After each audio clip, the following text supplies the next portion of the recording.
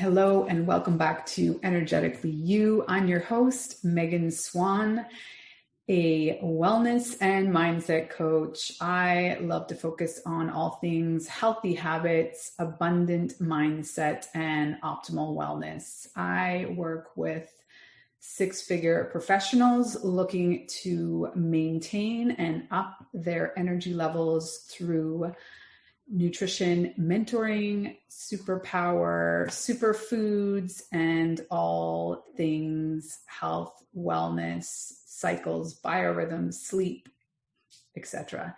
Today, I have the honor of interviewing Anastasia Schmalz. She is a freedom business coach and a co-founder of the blog generationnomads.com.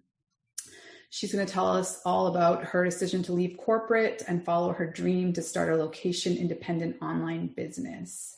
She is a powerhouse in the blog world and really just a sweet soul. I'm so excited to get to know her better and ask her all about her transition and how she makes abundant mindset sort of her takeoff point. So let's dive in.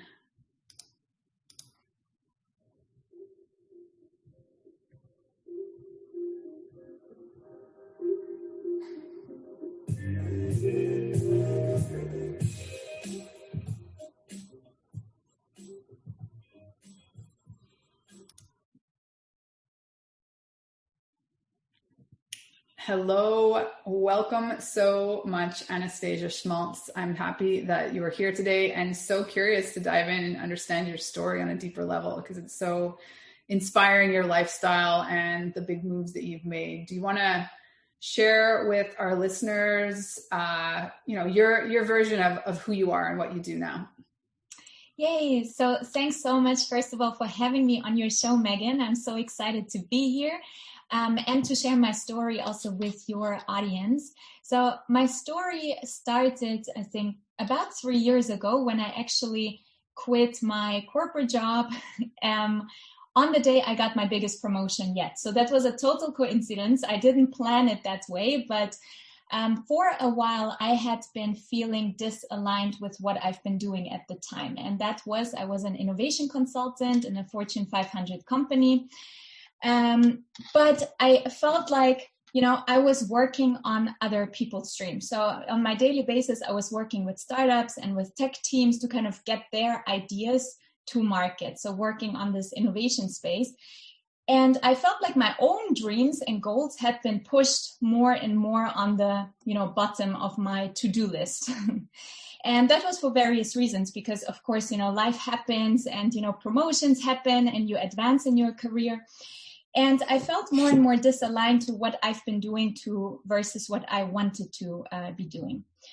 And I think it happened for me as a trigger moment when I could not answer the question, when would be the time that I would step into the person that I actually want to be? So if it's not now, when will be the next moment in time? And I couldn't find an answer to that.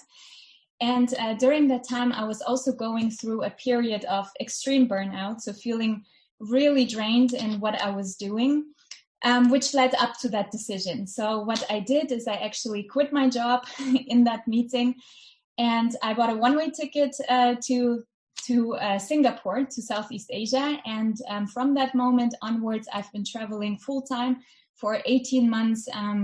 I think it was about 25 countries within this amount of time. And I started working on following my own passions and really following that dream of traveling, but also starting my own online business, which is my coaching business now, as well as my blog, Generation Nomads. And so at the moment, I'm helping aspiring digital nomad entrepreneurs to actually do exactly that step, to find the confidence to pursue their own dreams and to get started in the beginning stages of their business. Amazing. Thank you for giving us that background. I have so many follow-up questions. So first, let's go back to, it sounds like you always had this deep knowing that there was something else you wanted to do. Can you tell us about from when you were a little girl, or at what point, and what was that thing that you knew you wanted to do? Yeah, so I think for me, it's after graduation. Actually, I was studying business studies, and already during my business studies in my master's, I picked studies that were entrepreneurship and innovation. So at this point in time, it was not entirely clear to me what exactly I wanted to do, but I kind of knew I'm drawn into doing my own thing because I was always passionate about, pursuing ideas. I've been always creative in my passions. I was multi-passionate, and I always thought, oh, I would love to do something creative. After graduation from my studies, I went on for the first time on a longer trip. So I was for 5 weeks traveling in Southeast Asia.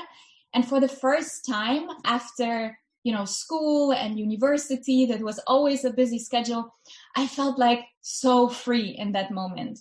And it was just a couple of weeks before I would start my corporate career. So I had my corporate job lined up. And I was at that moment in time saying, I don't want this to be the last time that I do something so amazing. I don't want it to be the last time that I have this feeling of freedom. And I just pictured myself in a life where I could work on things I'm truly passionate about, do them from anywhere in the world, and being, boss of my own schedule and my own time. And at that moment in time, I was hoping that at some point, I will be the person that knows how to do it, right? I will be the person that will have it all figured out and will have the action plan of how to make my dreams a reality. And that dream has been lingering for a while of, starting my own business, going to travel, but I was not really sure how to do it. And I think the common risk is if you are feeling overwhelmed, not having really clarity in how to do things, you kind of keep postponing them because you feel like, okay, at some point, maybe I will have more time or will have more ideas on how to make it happen. And then things basically get postponed. So it was for me a feeling that I knew for a while, I want to do something, but the concreteness of it and how it would look like was not something that I had an answer to. So it's something that I had to figure out in the process. Got it. So I'm thinking that because you'd gone on that trip to Southeast Asia and you'd felt like new levels of freedom, is that why of all the places you booked a one-way ticket, you went back to Singapore, or was there something else anchoring you to Singapore in that moment? Yeah, so I definitely felt myself drawn to Southeast Asia because I connected this feeling of freedom that I had experienced during my first big trip ever to kind of this life stage that I wanted to embark on. Because I made at that moment really the conscious decision that this is the moment that I will change something about my life. And I actually didn't have all the puzzle pieces together and knowing how exactly it will look like. But I knew that the theme around this lifestyle change will be freedom. So it's still up until today, like one of the core values within everything that I do and also within my business. So I think probably intuitively, that was also something that drew me towards the destination, next to also some just very practical financial consideration, like thinking about how can I make a move that is as safe as possible, because I knew I wanted to change something, but I also knew that I had to be very conscious about my choices so that they are also executable in a way that I felt comfortable with them. So it all came together. And for me, that choice was like really perfect. But from then onwards, together with my boyfriend, we did that journey together. So we traveled through almost all continents, but yeah, that was the beginning of our journey. Awesome. Well, one thing that I love about you and your story and your company is it has that core value of freedom and adventure, if you will, is like a sense that I get. But at the same time, you're very practical and risk averse in a lot of senses. So what's that balance for you? Because for a lot of people, quitting a 9 to 5 amazing corporate job right when you got a promotion is not the wise business decision. So you still keep like a lot of what you've learned in business, like you're still making very intelligent business decisions, but prioritizing other things. Is that a fair assessment? Yeah, I actually love how you're phrasing it, and how you took that out of actually what our company and what we do is really about. Because from my own experience, as well as from our clients and students that we're working with, we know that they want to go from point A to B, and this point B we're calling the freedom lifestyle vision. So it's really that extraordinary lifestyle that is unique to them, and that is really inspiring them to make massive changes in their lives, because it's just so amazing and they want to get to that. On the other hand, we know that it's just really the practical things, the day-to-day concerns, and especially also the financial concerns and financial risks that might come with such a move, are the things that keep them away from it. So we feel like, yes, there is a lot of work that needs to be done, and is often helps in making that move, is to believe that you can do it, and really working on making that freedom lifestyle tangible in their minds, to bring it down on paper and to really become clear about what it is for them, as well as really taking the practical steps that they can do from now on. So really today, starting small, that will help them to get there. And a big part of that is to already prepare for, financially as well as in their business decisions, on how they can get there in the most safe way. Because we believe within our company that if we are not giving also the tangible tools on how to do that, we will always, such a transformation always comes with challenges, always comes with unknowns, doubts, and it helps to get through the middle of this journey, from the beginning, from the initial excitement to really reaching that point where you want to be, by becoming clear on how you actually get there. Yeah. So your clients are mostly people that have this inkling that they want to make that kind of jump, and they haven't yet, or they have and they're not doing it well, or a bit of both? Yeah, so it's a little bit both of two stages. So one segment can be people that are aspiring entrepreneurs. So they were aspiring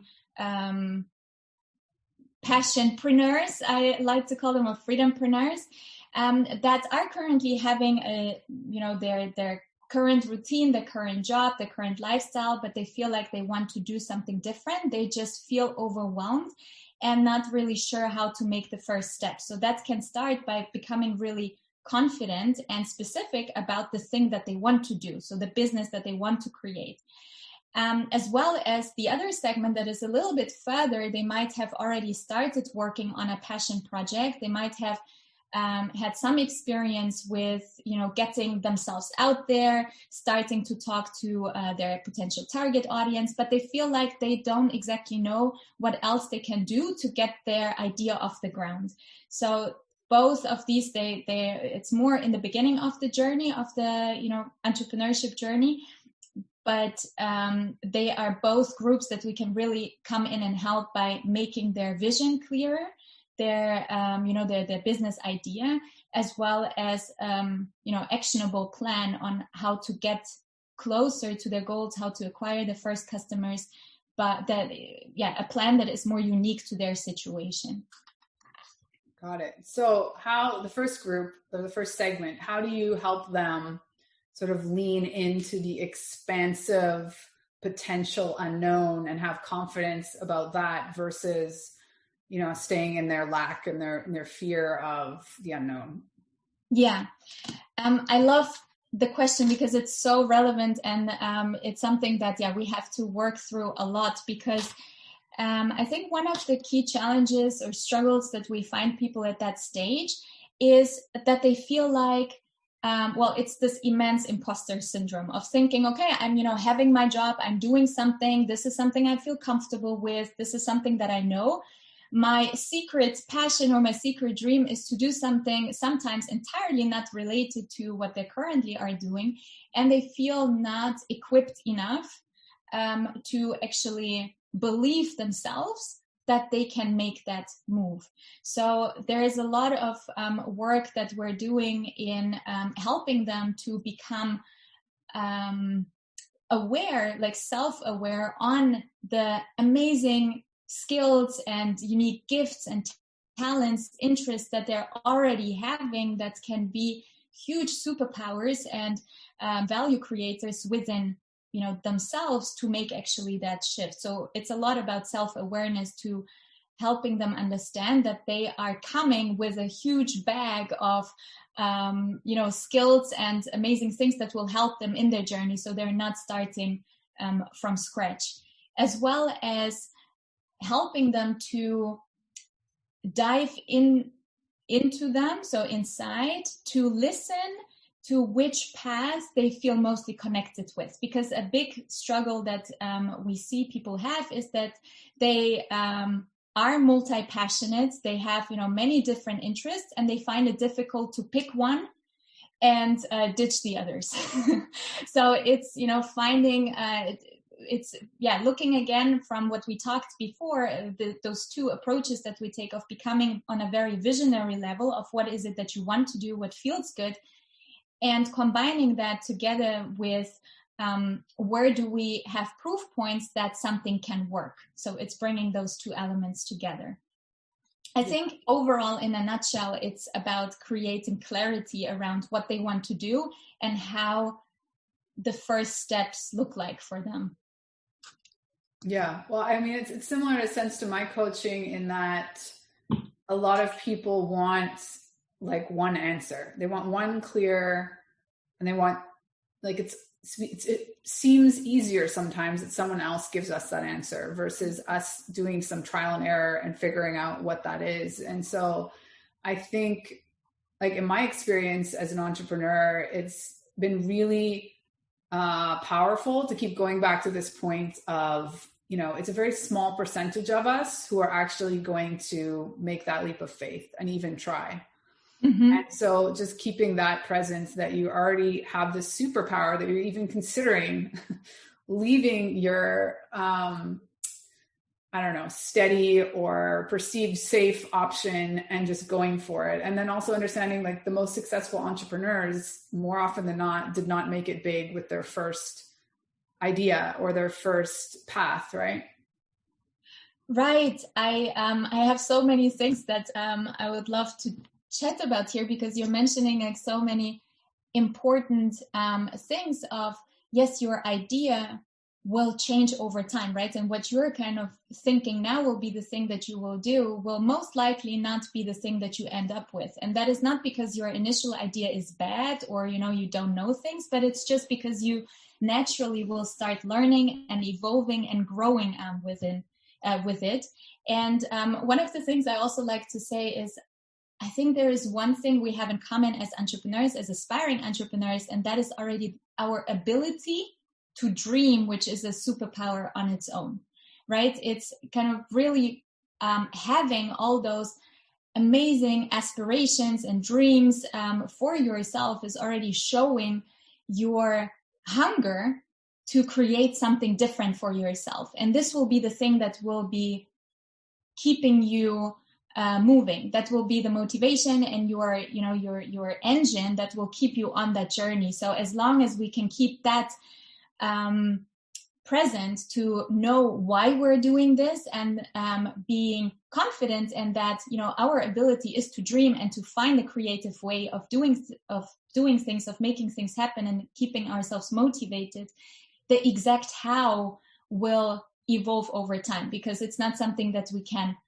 predict. And one of the things that I am really believing is that you find the answers by doing, right? Not by thinking about them. So you can be thinking and evaluating which passion you want to pursue, or which business idea you want to start, and which one will be the one thing that will give you all the fulfillment you're looking for, or all the success that you're actually after, in the market, etc. But you will only see that once you will start the first steps, because by doing things, first of all, you will build experience and the feedback to yourself of if it's really something that feels aligned, that feels good to you, or if you want to change course and paths.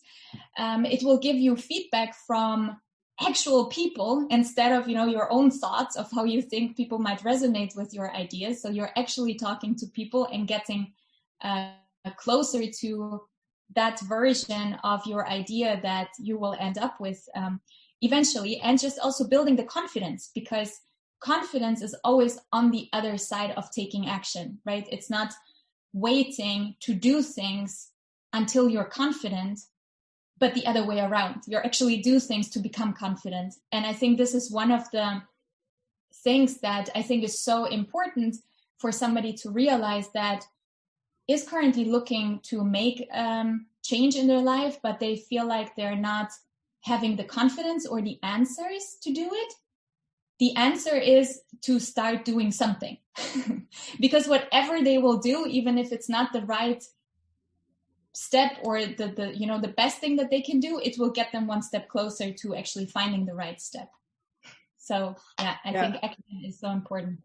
Well, I think in the world of entrepreneurship, it's like a whole other language, everything that encompasses growth mindset, abundant mindset, right? Because the traditional education system, we are taught that perfectionism is the goal, and that you can think your way to certainty, whereas growth and abundant mindset is the learning is in the action. Yeah, it needs to be, it's okay that it's messy action, better than nothing, and just like the starting somewhere. And I think, so can you go back to that moment, like literally what you're giving notice at work and they tell you that you're promoted? Like, can you take us back to that day?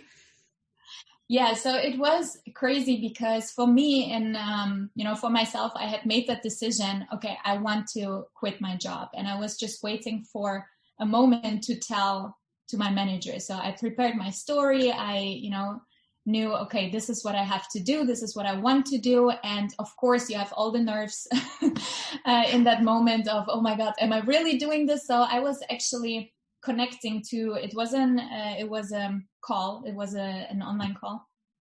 And while I was in that call waiting for my manager to come in, you can imagine like a million thoughts going around in my head, from preparing to actually finding the words of how to make the transition to tell her that, I was actually leaving the company after years, to asking myself, what the hell am I doing here? Am I really doing this step? Is this something that I really want to do? And will it work out? And, all those questions.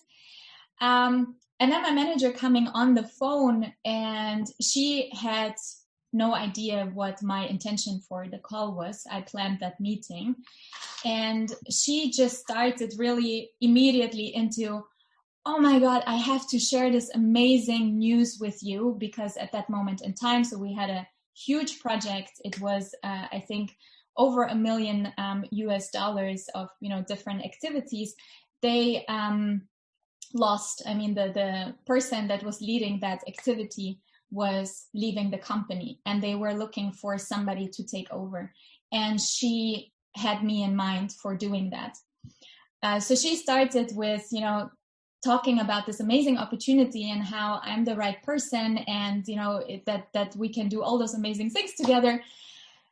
Well, I was looking just for a moment to break her in that, thought and just saying, I'm so grateful that you're saying this, but actually, here is why I set up this meeting. It was, I think, a shock on both sides, because for me, I did not expect to get an offer for a greater opportunity during that call. My mind was just focused on how am I, getting that decision across to her, versus for her, taking first of all getting a no on her offer to losing me entirely. So it was a big shock, I think, for both sides. But after the meeting, I think I have hardly ever felt such a mix of emotions and just such a empowered feeling within myself of, I am so scared, I am so nervous, but I feel so good about this. And like really, grabbing my jacket. I remember it was, cold outside still, grabbing my jacket, putting my laptop in, and then just going outside in Amsterdam on my bike and calling my boyfriend, and, in total, like, oh, I did it. And huge emotions, I think, for days after. So it sounds like in that story that you didn't even really flinch. Like, if anything, maybe that news that you had the promotion was just like an added layer of confidence that you needed to make that break. Is that fair? Like, you didn't think, oh, for a second, maybe I should stay because I have this promotion. No, it's just like, okay, added information that I am more than good enough to do whatever the heck I want. And thank you very much for that kind offer. But here it is, my reality at the moment. Yeah, it seemed indeed crazy at that time, but I had been preparing myself for this moment. It was not like that I had, the day before, suddenly the idea that, now I need to quit. It was, I think, a process of 3 months of getting comfortable with my decision. So in that moment of having that meeting with my manager and telling her that I'm going to leave, there was nothing that would change that decision anymore. Because I've been going through this process of thinking about it and not really thinking about whether it's the right thing to do, yes or no, but more of getting comfortable with saying it to myself, admitting it to myself that this is what is going to happen. There is no question around it anymore. I have been going through this for 2-3 months already before, and a much longer time, of course, more not concretely. So it was always, as I was mentioning, something on my mind for some day. And then once the decision was made that, okay, this is going to happen, I took some time to really get a little bit more comfortable, as much as was possible, with that decision for myself. But I just knew in that moment in time that I had not really an idea exactly of how to do it. And I did not have entirely really the confidence of that everything will work out exactly in the way that I wanted it to. But I just knew that this is the right step for me, and already taking that step and maybe even failing, if that was at all an option, because I think whatever you do, it will bring you closer, and will be an experience, you will learn, etc. So there is actually the concept of failure is not existent in this context. I was, of course, not really sure whether it will work out, but I knew that it will be, whatever will come after, it will be the right step for me, and that my decision is not final in terms of I'm now deciding exactly how the rest of my life is going to look like. Because I think that's also something that holds us back often, because we feel like we need to have all the answers before we do it. But I trusted that for now, this is the right step for me to take, and the missing pieces that I don't have an answer on are yet to be found, and I cannot find them now, but I can only find them by, taking that step. Amazing. Was there a catalyst that you can pinpoint, sort of like you say it took you like 3 months to sort of come to terms with and be okay and confident in your decision? Was there like one moment, like something went wrong at work, or was it always more of sort of an internal knowing that you need to follow something you hadn't followed yet? Yeah, I think for me it was an afternoon walk on a Sunday that I took with my boyfriend through the canals in Amsterdam. It was a day before Monday, so the usual routine would start on the next day, and I could already feel like the Monday blues kicking in. which I would have a lot, especially in the months before that moment. So I would feel terribly drained and down just from the thought of that I will start again this routine and wait for the weekend and wait for vacation days or whatever it is. And we were walking and just chatting about how long we wanted to still live this life and how long we were still away from our dream life. So kind of, when are we going to become those people that we were hoping to be when we were on that first trip after graduation, hoping that at some point we'll have all the answers that we're looking for. And together with this immense Monday, upcoming Monday blues or Sunday blues, we just could not answer the question of when will be a better time. If we don't do it now, can we do it in a year? Well, but in a year, we might be further in our career already. It might be even more difficult to actually, leave because you're getting used to even a higher, pay grade and you have all those benefits. So it will never be easier. And we might be even busier and, in our lives in different stages where we feel maybe even less prepared to make such a huge transformation. So we could not come up with another time. And that was kind of giving us the signs and the feedback that, okay, if you cannot come up with another time, then it can be very likely that if you're not making the step now, you might never do it. And in that moment, I really pictured myself a couple of years forward, walking on exactly the same path on this, canal in Amsterdam, thinking about that I have not done it. And I'm still in my job and I'm doing exactly the things that I'm doing now. And I might be more successful, more, having a greater reputation within this company or another company, having a bigger salary, whatever it is. But I'm kind of living this lifestyle just in a more upgraded version. How will I feel about it? And I didn't feel good about it. So I think that was kind of the trigger moment of visualizing that future self that is entirely not the person that I wanted to be in my future, that gave me the waking up kind of that, okay, it's up to you to do the change. It will not happen because you will just continue walking the path that you're walking on. So you have to do things differently. Yeah. One last question. So I think sort of like the untold part of the story is that it's also a love story, because all of these moves and decisions have been with your boyfriend, correct? Even since graduating. So can you tell us, or have you ever reflected on, would you have done this? It was totally on your own accord and without a partner. It's such an amazing question. Because, sometimes we are, not maybe exactly connecting all the pieces of what lead, up to a certain decision, what gives us this feeling of safety. And I think that's kind of the thing that it gave me. Having my partner in the journey together with me is really this feeling of safety.